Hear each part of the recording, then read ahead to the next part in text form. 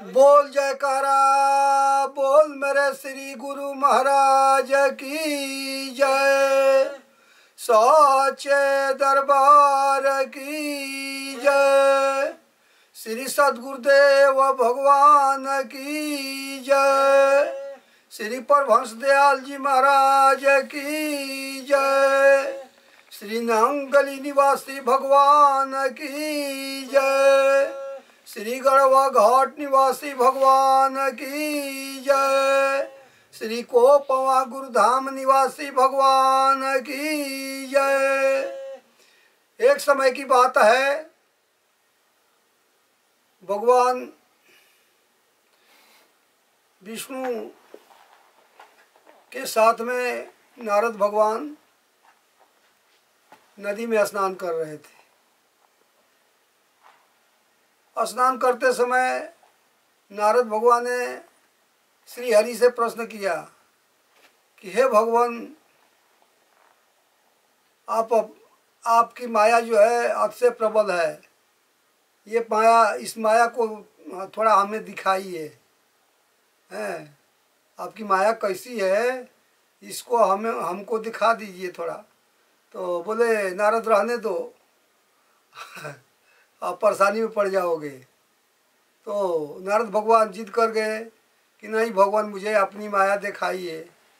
बोले ठीक है, आपकी इच्छा की पूर्ति होगी। जब नारद भगवान ने जल में डुबकी नहाने के लिए लगाया तो नदी के अंदर बह चले और धारा के थपेड़ों में चलते चलते बहते बहते उनको कोई किनारा नहीं मिल रहा था। लास्ट में बहुत समय बहने के बाद धारा के साथ में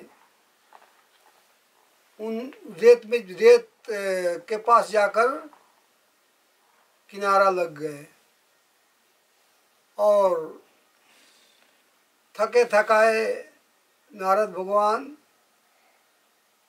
थोड़ी देर ठहरने के बाद उस रेत में चलना शुरू किया। वो भी अनजान जगह और धूप से गर्म रेत, पैर कोमल देव ऋषि का बालू के रेत में, गर्म रेत में जल रहा है। हाय रे भगवान तेरी माया। अब आगे बढ़ते हैं, कहीं कोई गांव गिराव नहीं दिखाई देता। रेत में चलते चलते थक करके चूर हैं और गर्मी के वजह से बहुत ज़्यादा जोरों की प्यास लगी हुई है और पानी के बिना नारद भगवान का प्राण अब निकलने वाला है, तड़प रहा है। तो थोड़ी देर में ही आगे बढ़ने के बाद एक कुआं दिखाई दिया जहाँ पर पानी भरने वाली पनिहारिन जमा थी और अपने अपना घड़ा भर रही थी। तो वहाँ पर पहुँचे तो पानी पीने का इशारा किया एक पनिहारिन से। तो उन्हें अपने घड़ा में जल लेकर के नारद भगवान को पिलाने लगी पानी। नारद भगवान को जब तक प्यास नहीं बुझी थी तब तक पानी पीते रहे। जब प्यास बुझ गई फिर भी पानी गिरते जा रहा है हाथ से और उसके चेहरे की तरफ देख रहे हैं। उस पनिहारिन के चेहरे को देखने लगे जब प्यास बुझ गई तो। हाँ, और उसने भी नारद भगवान को देखने लगी। हरि की माया है, अब नचाएगी ना इनको। माया देखने चले थे भगवान की। तो अब पानी पी लिए। उसके बाद पनिहारिन ने पूछी इनको कि आप कहाँ जा रहे हैं श्रीमान। तो बोले कि मेरा तो कोई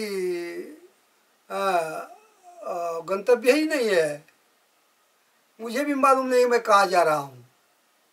तो उसने अपने साथ लेकर के अपने घर चली गई। कही कि चलिए मेरे साथ, और साथ हो लिए और जा कर के दाम्पत्य जीवन बिताने लगे। एक गृहस्थ के समान गृहस्थी का जीवन बिताने लगे। कुछ दिन हुआ, एक लड़का हुआ और समय के बाद 2 लड़का हुआ। इस तरह से 5 लड़के पैदा हो गए नारद भगवान के उस पनिहारिन के साथ में। अब बहुत दिनों तक गृहस्थ जीवन में रहे।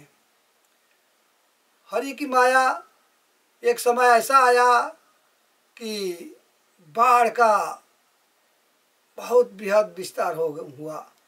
इतनी जबरदस्त बाढ़ आई कि गांव का गांव बहने लगा, जिसमें नारद भगवान का भी घर बह गया और बच्चों को, औरत को लेकर के इन्होंने भागा पानी को पार करते हुए। लेकिन बीच में लड़के बह गए, औरत का साथ था। इतना तेज पानी का बहाव आया कि औरत का भी छाट छूट गया और वो भी बह गई। अब नारद भगवान केवल अकेला रह गए। जिसका घर द्वार परिवार सब खत्म हो जाए एक झटके में, उसके दिल पर क्या गुजरेगी? अभी तो नारद भगवान ही बता सकते हैं, क्योंकि उनका पूरा परिवार एक झटके में ही खत्म हो चुका था। अब धीरे धीरे रोते बिलखते पानी को पार करके रेत में चलने लगे। बहुत असह्य पीड़ा हो रही है नारद भगवान को। अब धीरे धीरे आगे बढ़ते हैं तो वहीं पर पहुंच जाते हैं जहाँ पर श्री हरि के साथ जो है स्नान कर रहे थे। भगवान जल में ही है अभी। तो भगवान ने पूछा नारद भगवान से, बोलिए देवर्षि, आपको माया कैसी लगी? अरे भगवान, अभी सांस में सांस आया, अब तक तो हम माया में ही पड़े थे, आपको देख करके माया की निवृत्ति हो गई। बोल जयकारा, बोल मेरे श्री गुरु महाराज की जय।